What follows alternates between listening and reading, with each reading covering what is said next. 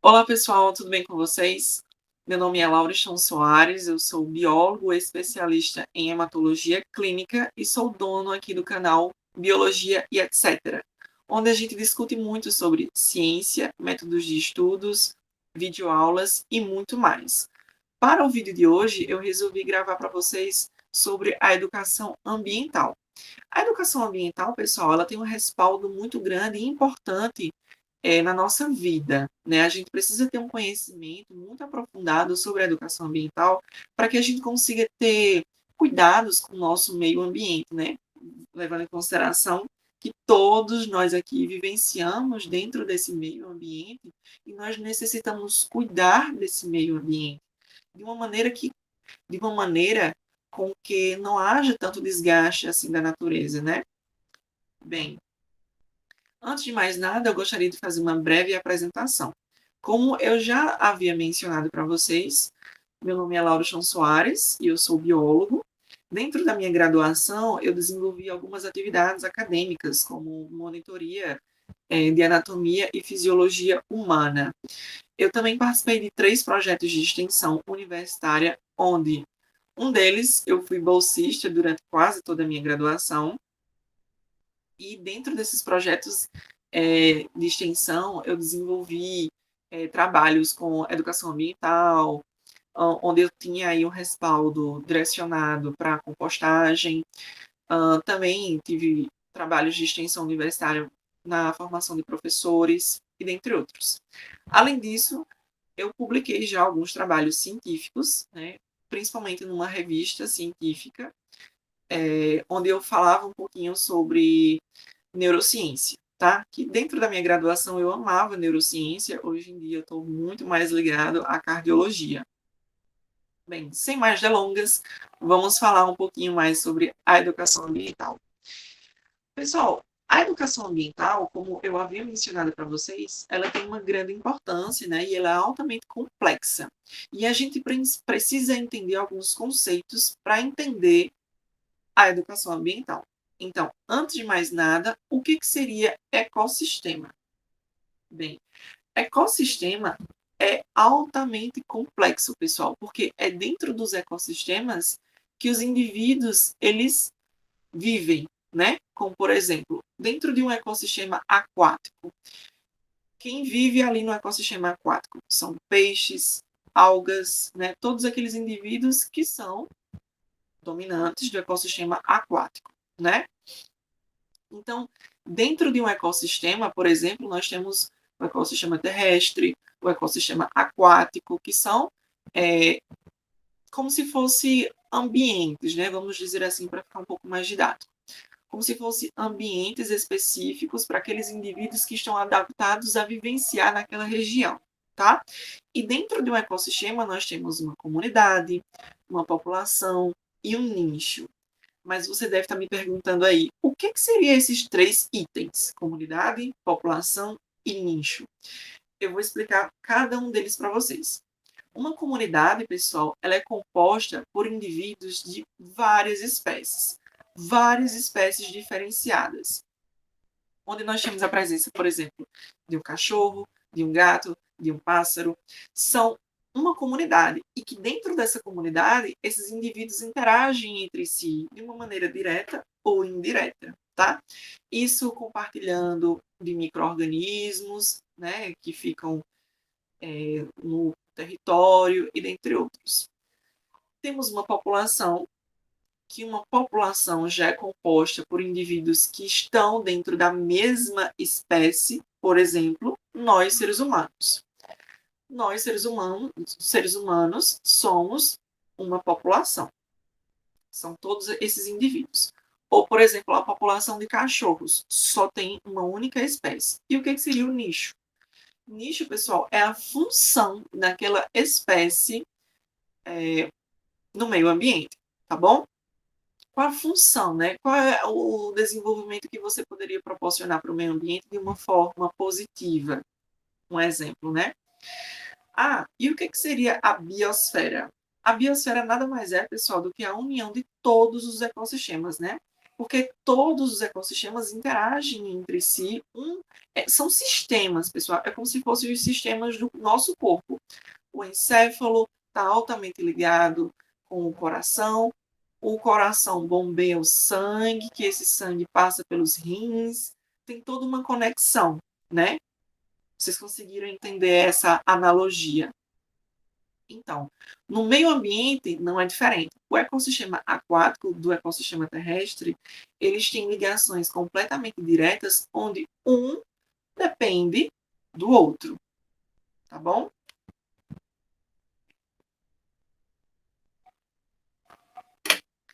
Então, quais são os tipos de ecossistemas? Como eu mencionei anteriormente para vocês, existe o ecossistema aquático, onde existe a presença dos peixes, dos corais, tartarugas marinhas, e esses indivíduos, né, essa comunidade interage entre si de uma maneira benéfica ou não, tá? Porque, por exemplo, existe um caso do peixe-rei, né? Esse peixe, por exemplo, não, minto, é o peixe-leão. O peixe-leão, ele é um indivíduo, né, que está dentro do ecossistema aquático, mas que ele não é nativo da nossa região brasileira e que ele foi trazido de alguma maneira. E esse peixe, ele vem trazendo alguns problemas, né, na comunidade de determinados peixes, né? Porque esse peixe leão, ele é altamente venenoso para determinadas espécies da nossa região, né? Então, ele está fazendo aí um declínio nas espécies da nossa região. E o que seria o ecossistema terrestre? O ecossistema terrestre, pessoal, é justamente esses indivíduos que estão adaptados a vivenciar em árvores, né, em terra firme, por exemplo, tá? Mas que também, por alguma eventualidade, eles podem interagir com o ecossistema aquático, mas que eles não vivenciam dentro do ecossistema aquático.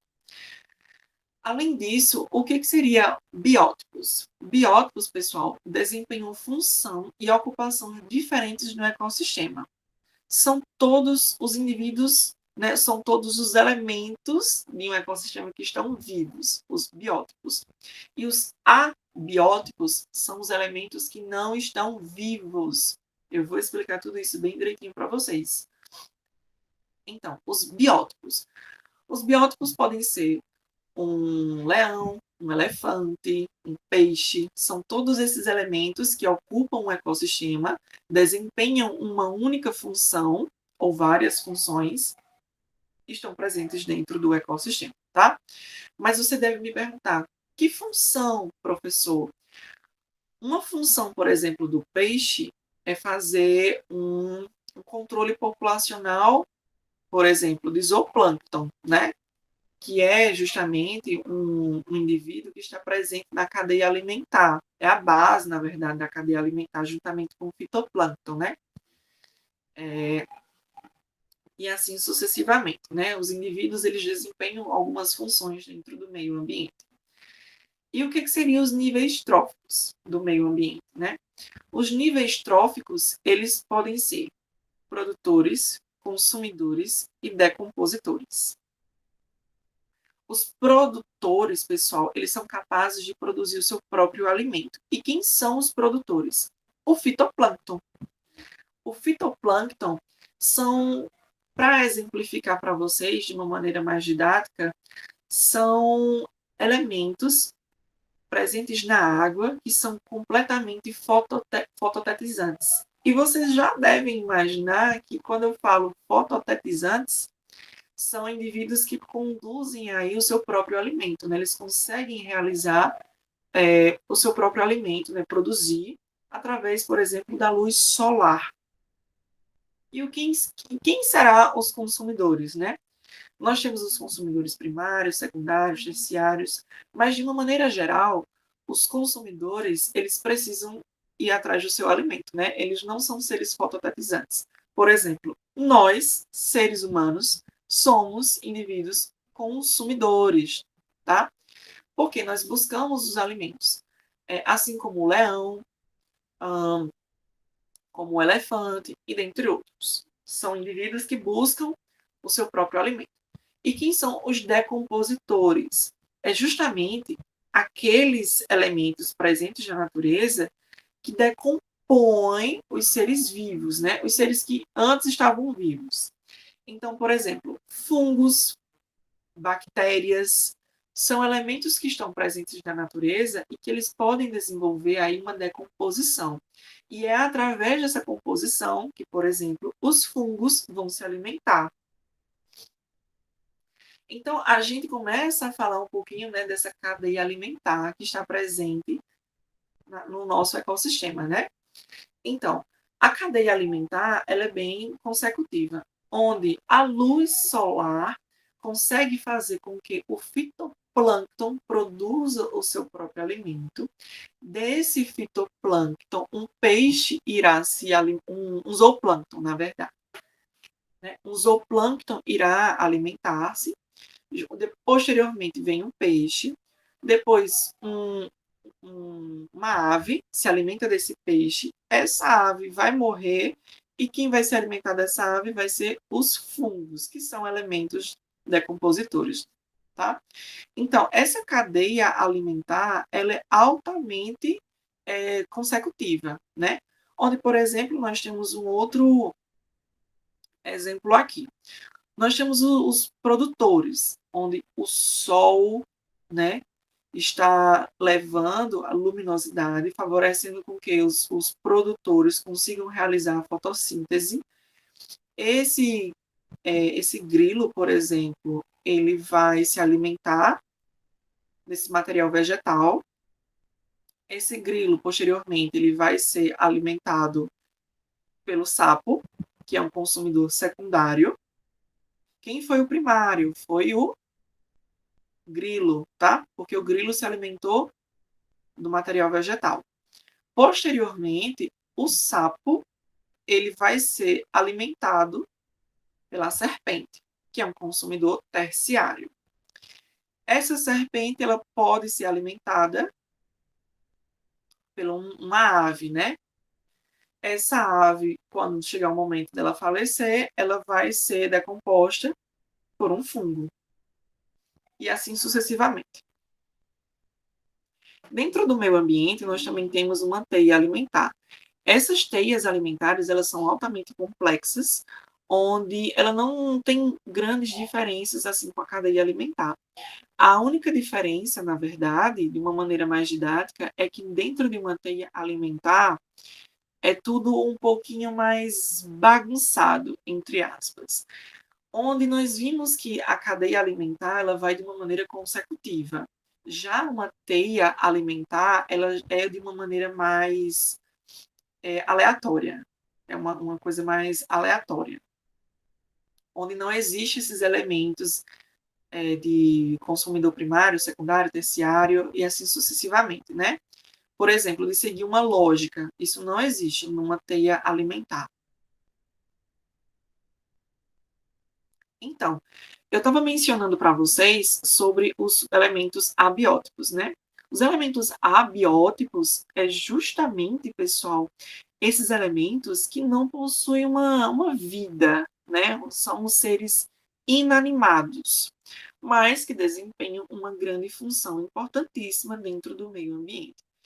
E um grande exemplo disso é a água. A água é um elemento inanimado, mas ela tem um papel muito importante na manutenção e sobrevivência de todos os indivíduos que circundam esse meio ambiente, tá? Nós também temos a presença dos componentes abióticos, a terra, tá? E é assim que esses elementos abióticos favorecem com que haja aí a sobrevida dos indivíduos bióticos. E todos esses elementos acabam interagindo entre si, né? A água interage com a função de manter os seres vivos, né? E assim sucessivamente. Dentro de um meio ambiente, por exemplo, nós também temos os hábitats. Os hábitats é nada mais do que a região em que determinadas espécies residem, né, naquela região. Então, por exemplo, qual é o habitat do peixe? o habitat do peixe é justamente, dependendo aí da espécie, os corais, né? Os corais são elementos que compõem aí o habitat dos peixes, né? Isso depende da espécie. Então, nós temos aqui também, por exemplo, nós, seres humanos, temos o nosso habitat, que é a nossa casa, né? Que conduz aí para a gente um controle da nossa sobrevivência, nos auxilia nas nossas vidas e assim sucessivamente. Então, pessoal, aqui é onde eu enfatizo a importância da educação ambiental, né? Porque muitos habitats, eles vão sendo destruídos à medida em que existe o desgaste do meio ambiente, né? Vocês sabem que a poluição é um dos principais fatores para que haja a destruição da natureza. E essa natureza, ela sendo destruída, favorece com que haja também aí a destruição dos habitats de determinados indivíduos, né? Como, por exemplo, a destruição exacerbada da natureza favorece, por exemplo, com que determinadas espécies de animais elas sejam extintas. E o seu nicho também seja extinguido, né? Ou seja, a sua função na natureza também seja extinguida. Então, por exemplo, a arara azul, ela vem sendo aí bastante alvo de extinção, né? De processos de extinções.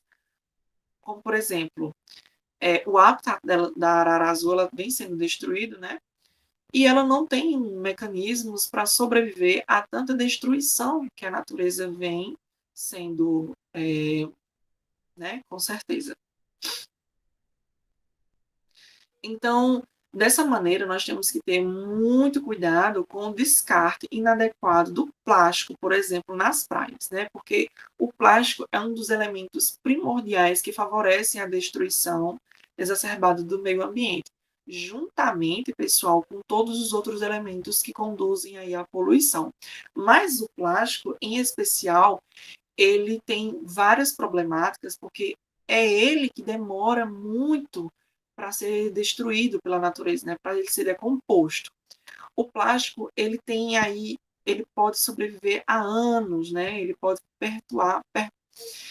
desculpa, ele pode, o plástico ele pode durar por muito tempo na natureza. Então, tem uma problemática muito grande em cima disso. Onde o plástico, principalmente inserido no ambiente aquático, ele vai ter aí ele vai durar por mais tempo ainda, né? Se antes só na terra ele poderia durar muito tempo, na água, aí sim que ele vai demorar mais tempo ainda para ser decomposto.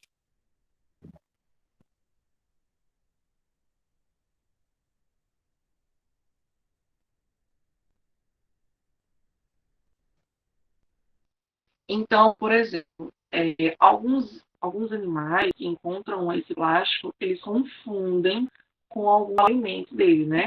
É muito comum, por exemplo, os pesquisadores conseguirem visualizar aves com um sistema digestório completamente abarrotado de resquícios de plástico, tá, pessoal? Então, existe uma problemática porque está matando os indivíduos, né? As aves, os peixes, as tartarugas marinhas e assim sucessivamente, né? Está destruindo o nosso meio ambiente e favorecendo uma morte gradativa de todos os indivíduos que compõem o ecossistema.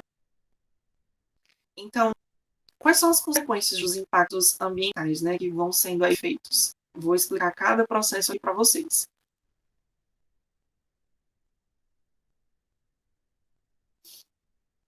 Os produtores, pessoal, se eles forem destruídos, né, esse material vegetal irá afetar com certeza o consumidor primário.